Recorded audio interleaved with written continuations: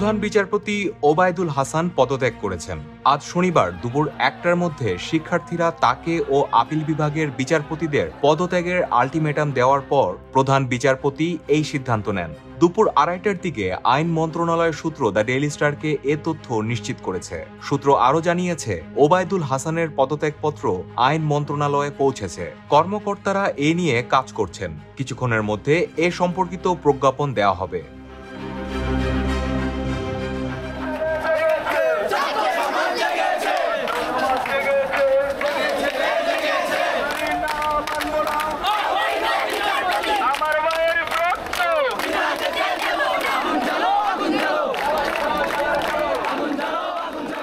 এর আগে বৈষম্য বিরোধী ছাত্র আন্দোলনের ডাকে কয়েকশো আন্দোলনকারী সুপ্রিম কোর্ট ঘেরাও করে।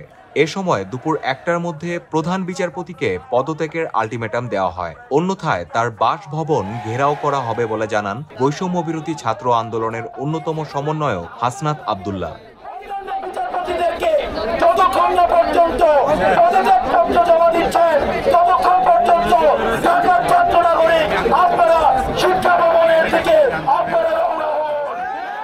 প্রধান বিচারপতি সুপ্রিম কোর্ট প্রাঙ্গণে সাংবাদিকদের বলেন, উদ্ভূত পরিস্থিতির মধ্যে সুপ্রিম কোর্ট, হাইকোর্ট ও অন্যান্য নিম্ন আদালতের বিচারকদের নিরাপত্তার কথা বিবেচনা করে তিনি পদত্যাগের সিদ্ধান্ত নিয়েছেন।